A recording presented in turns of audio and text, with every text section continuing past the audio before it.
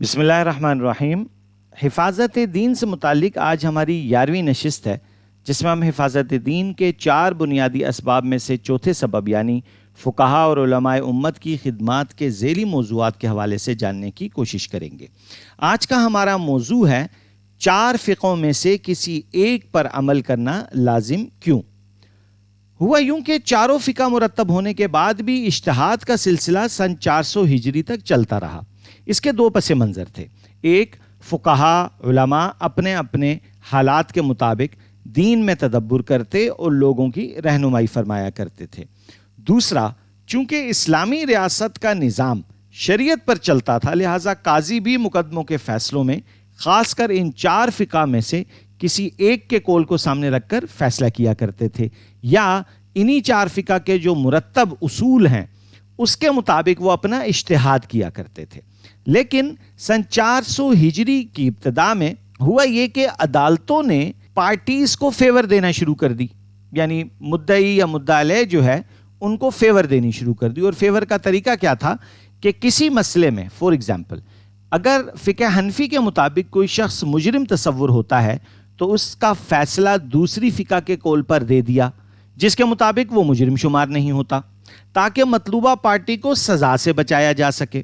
چنانچہ اس دور کے جو سینئر علماء کی جماعت تھی، جنہیں آج کے دور میں ٹھیکیدار کا طعنہ دیا جاتا ہے، وہ الگ بات ہے کہ شریعت کی نظر میں علماء کو ذمہ دار اور چوکیدار کہا جاتا ہے، انہوں نے مشترکہ یہ فیصلہ کیا کہ اب چونکہ تقوی، ایمانداری، خدا خوفی اتنی نہیں رہی جو پہلے تھی، اور شریعت کو مطلوب ہی یہی چیزیں ہیں اصل، بلکہ الٹا لوگوں نے شریعت کو مذاق اور کھیل بنانا شروع کر دیا ہے، لہٰذا خاص و عام کو پابند کیا جائے کہ وہ کسی بھی پر ایک مخصوص فقہ کی روشنی ہی میں فیصلے دیا کریں۔ اور اس کے بعد سے لے کر آج تک ہر دور کے بڑے بڑے فقہا نے اسی فیصلے کو قائم رکھا اور کسی بھی ایک فقہ پر بھروسہ کر کے دینی مسائل میں رہنمائی لینے کو واجب کا درجہ دے دیا، یعنی اجماع اس کے اوپر قائم کر لیا گیا، اور خواہش پرستی کا دروازہ ہمیشہ کے لیے بند کر دیا گیا، چونکہ خواہش پرستی شریعت میں حرام ہے۔ اسی حوالے سے 2 آیات پیش خدمت ہیں۔ سورہ جاسیہ آیت نمبر 23، اللہ رب العزت فرماتے ہیں کہ پھر کیا تم نے اسے بھی دیکھا جس نے اپنا خدا اپنی نفسانی خواہش کو بنا لیا ہے۔ دوسری آیت سورہ مومنون 71 میں اللہ رب العزت فرماتے ہیں کہ اگر حق ان کی خواہشوں کا تابع ہو جائے تو آسمان اور زمین اور جو ان کے درمیان ہیں سب تباہ ہو جائیں۔ اور اسی طرح فقہا نے فقہائے کرام کے اقوال میں سے مرضی کے اقوال جمع کر کے، یعنی پک اینڈ چوز کر کے اپنا الو سیدھا کرنے والے کو شریر، گمراہ، فاسق لکھا اور اس عمل کو ناجائز لکھا ہے۔ آئیے اس کی ایک مثال سمجھتے ہیں۔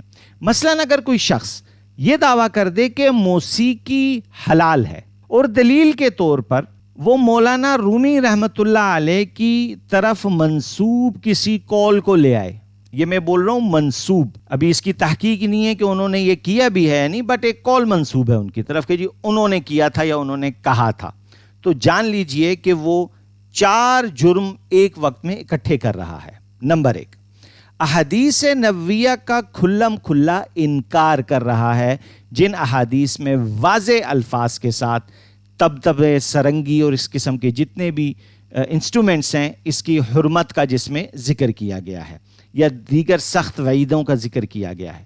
نمبر 2، حدیث کے مقابلے میں ایک عالم کا قول لے کے آ رہا ہے جس کے قول ہونے میں بھی شک ہے، تو یہ بھی دوسری غلطی ہو رہی ہے۔ تیسری غلطی، اجماع امت یعنی 1400 سال سے جتنے فقہا گزرے جو ہزاروں لاکھوں میں ہیں، وہ سب کا موقف ایک طرف، اور اس کے مقابلے میں اس شخص نے حدیث کا بھی انکار کیا، اور حدیث اور اجماع کے مقابلے میں حضرت رومی کا کوئی قول اٹھا کے لے آیا، میں پھر کہوں گا جو منسوب ہے ان کی طرف، ضروری نہیں ہے کہ انہوں نے کہا بھی ہو یہ بات، تو یہ ہو گیا اس کا تیسرا جرم۔ چوتھا جرم یہ کہ کیونکہ عوام تو گانا سننا پسند کرتی ہے، اب مولوی صاحب تو بولتے ہیں ناجائز ہے، اب جب یہ صاحب بولیں گے کہ جائز ہے تو نتیجے میں عوام کی نظر میں ان کی بڑی مقبولیت ہوگی، بڑے پاپولر ہوں گے کہ یار ایسا بندہ چاہیے ہمیں کہ جس کے نزدیک نہ عورتوں کا آپس میں غیر مرد عورتوں کا ملنا برا ہو، موسیقی حلال ہو، سود کا دینا جائز ہو جائے، اس قسم کی جو فضولیات جمع ہو رہی ہیں آج کل، یہ والے اگر جب نظریات دیتے ہیں تو نتیجے میں آپ در حقیقت خواہش پرستی کا دروازہ کھول رہے ہوتے ہیں. اور کوئی بھی دین کا محافظ ہو ہی نہیں سکتا کہ وہ محافظ کہتے کس کو ہیں؟ جو دروازے پہ کھڑا ہو کے چوکیداری کرتا ہے. اس کو محافظ نہیں کہتے کہ ہر ارے غیرے کے لیے دروازہ کھول دے. وہ 2 منٹ کے لیے کامن سینس کی بات ہے. لہٰذا اس سے معلوم یہ ہوا کہ اس قسم کی جو سوچ اور لوگ ہیں وہ در حقیقت تحقیق کے نام پر دین میں تخریب کاری کر رہے ہوتے ہیں. اسی فیصلے کا نتیجہ ہے کہ آج بھی عالم اسلام میں ہر اسلامی ملک کسی نہ کسی مخصوص فقہ کی روشنی میں اپنی عدالتوں کو پابند کرتا ہے کہ وہ فیصلہ دیں.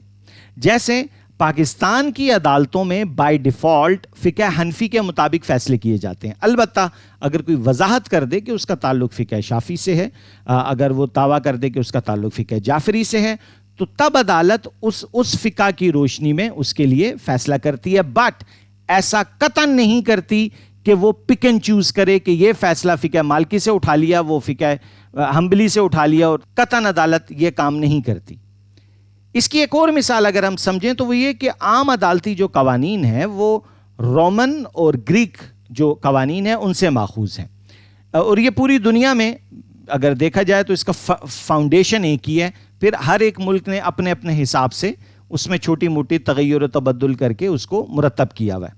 لہٰذا یہ ناممکن ہے کہ پاکستان کی، ہم پھر اپنے ملک کی مثال لیں گے، کہ پاکستان کی عدلیہ میں کوئی فرض کریں کیس ہو اور کیس داخل کرنے والا کہے کہ جی یہ 4 کیس میں نے داخل کیے ہیں، لیکن عدالت سے درخواست ہے کہ کیس نمبر 1 کا فیصلہ امریکہ کے قوانین کے مطابق کیا جائے کیونکہ اس میں مجھے فیور ملتی ہے، دوسرا چائنا کے مقابلے وہاں کے قوانین سے لیا جائے، تیسرا برطانیہ، اور چوتھا پاکستان کے قوانین کے مطابق کیا جائے کیونکہ ان 4 میں مجھے فیور ملتی ہے. تو یقیناً عدلیہ جواب میں کہے گی کہ بھائی جان آپ عدالت میں کھڑے ہوئے ہیں، یہ کوئی خالہ کا گھر نہیں، لہٰذا یہاں صرف پاکستان کے قوانین کی روشنی ہی میں فیصلہ کیا جائے گا. بالکل یہی مثال تمام فقہ کی ہے. آخری بات یہ بھی سمجھ لیں کہ ایسا بالکل ممکن ہے کہ حالات ایسے ہو جائیں کہ کوئی سخت مجبوری آ جائے اور امت کے لیے حرج پیدا ہونے کا خطرہ ہو، تو اس دور کے جید علماء کی ایک کثیر جماعت مخصوص مسئلے میں حسب ضرورت کسی دوسری فقہ کے قول پر فتویٰ دے سکتے ہیں. اس کا مطلب یہ ہوا کہ جو بھی ہم نے پہلے ایک بات کہی تھی کہ اٹ ڈزنٹ مین کہ آپ سٹک ہیں، آپ نکل ہی نہیں سکتے. یس نکل سکتے ہیں، لیکن اس کا بھی ایک پروسیجر ہے جس کے لیے ایک اس فیلڈ کے مانے ہوئے منجے ہوئے پروفیشنلز وہ بھی کثیر مقدار میں ہوں، تب اس چیز میں تبدیلی ممکن ہوتی ہے. جس طریقے سے ہمارے ہاں بھی پارلیمان کے اندر بھی ایک اصول ہے کہ جب میجورٹی کسی قانون کو بدلنا چاہے، سب کی ووٹنگ آئے، تب وہ قانون بدلا جا سکتا ہے، کسی ایک ممبر کی رائے کے اوپر قانون نہیں بدلا جاتا. اس کی میں آپ کو مثال دوں. امام شافعی رحمۃ اللہ علیہ کے نزدیک عورت کو اگر مرد چھو لے تو اس کا وضو ٹوٹ جاتا ہے. جی آپ کو عجیب تعجب ہو رہا ہوگا، یہ مسئلہ کیا ہے، اس کی تفصیل کیا ہے؟ اگر آپ جاننا چاہتے ہیں تو پلیز نیچے کومنٹس باکس میں آپ لکھ دیجئے، اس پہ الگ سے انشاءاللہ ایک لیکچر آپ کے لیے مرتب کر دیا جائے گا. بٹ اتنا ذہن میں رکھیے اس کے پیچھے بھی ایک قرآن کی آیت ہے جس کے بات وہی ہوتی ہے، کچھ ظاہری مفاہیم ہوتے ہیں، کچھ مقاصد ہوتے ہیں، وہاں تھوڑی سی انڈرسٹینڈنگ میں ان کی انڈرسٹینڈنگ الگ ہے اور فقہ حنفی میں انڈرسٹینڈنگ الگ ہے. یہ بھی ایک وہ موضوع ہے جو آنے والے وقتوں میں انشاءاللہ اس کو بھی ہم ڈسکس کریں گے، لیکن اس وقت ہم فوکس کرتے ہیں اپنے مضمون کو. وہ فرماتے ہیں کہ بھئی اس طرح وضو ٹوٹ جاتا ہے. حرم میں کیا ہوا کہ رش بڑھ گیا. اب جس دور میں امام شافعی رحمۃ اللہ علیہ تھے اس دور میں تو اتنا رش بھی نہیں ہوتا تھا حرم میں.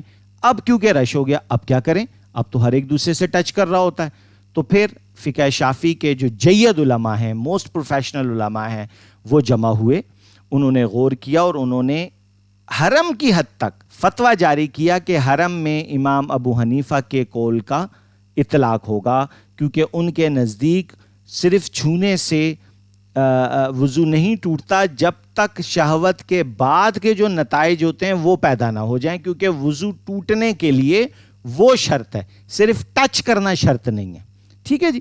اسی طرح ایک دوسری بھی اگر ہم مثال دیکھیں تو یہ آج سے کوئی 700 سال پہلے جب پاک و ہند ایک تھا اور لوگ انگریز کی فوجیوں میں نوکری کرتے تھے اور مختلف ممالک میں ان کی تشکیل ہو جاتی تھی، تو اس وقت کی عورتوں کے لیے مسائل پیدا ہو گئے کہ اب شوہر گیا ہوا ہے 15 سال ہو گئے، اب کب تک انتظار کرے گی کہ وہ زندہ ہے مردہ ہے، کیا کریں؟